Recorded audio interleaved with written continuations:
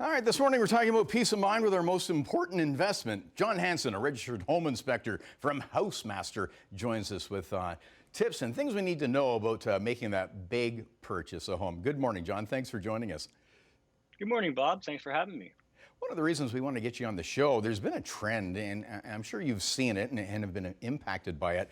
The real estate market in Southern Ontario is just so red hot, and there's situations of bidding wars. And to have that clean offer, many people are foregoing the home inspection. Yeah, that's right, Bob. How bad is that?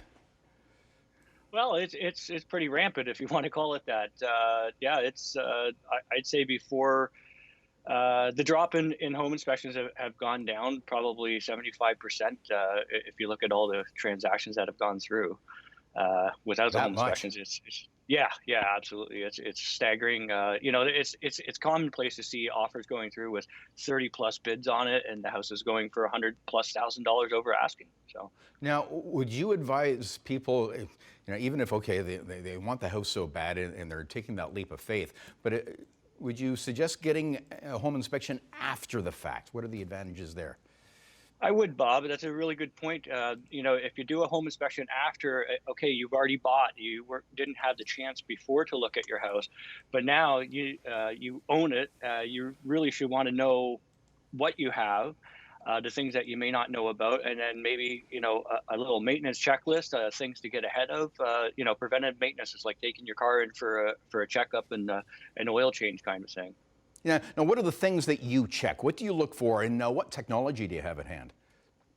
Well, we look for everything. I mean, we start by grading on the outside with all the melting going on right now. Of course, that's top of everybody's mind. No one likes a wet basement, but we look at the electrical, the plumbing. There's no door that's left unopened. And with every home inspection that I do, I go around with a moisture meter every 3 to 4 feet on the exterior walls of your basement. So look for that moisture that we can't actually see. Are there any restrictions, things that you really can't get into that you'd like to?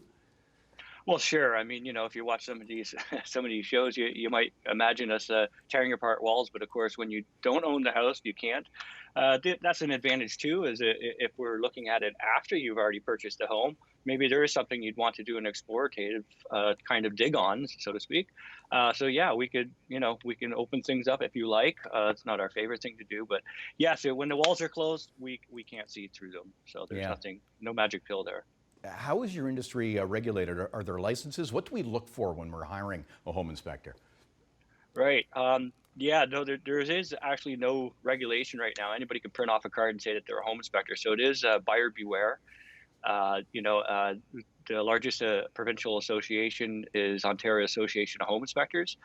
If you go on there, I myself am a registered home inspector, which is the highest level. There are other levels, and certainly everybody's qualified going through OHI. So if you go to oahi.com and search for home inspector there, you can be sure that they've been vetted by the association. Can you give an example where you've saved a customer a ton of money going into a home? And yours it's hard too because people want this home and they're getting the inspection. Sometimes you have to deliver bad news. Can you give us an example where you flagged something, you caught something, and saved some potential heartache? Oh, there's lots of instances I've given news that people haven't wanted to hear, of course, and that's one of the most interesting parts of my job. But yeah, it could be. I found structural repairs that no one was aware of. Broken trusses up in the attic, for instance. Different types of insulation that are cause for concern, not necessarily bad. You don't know till it's tested, but yeah, there's many things like that can come creeping up, or leaks up in the attic. People just don't see them. Until you're there looking at it, you have no idea. And stuff like that makes it worth every penny. No one wants to gamble.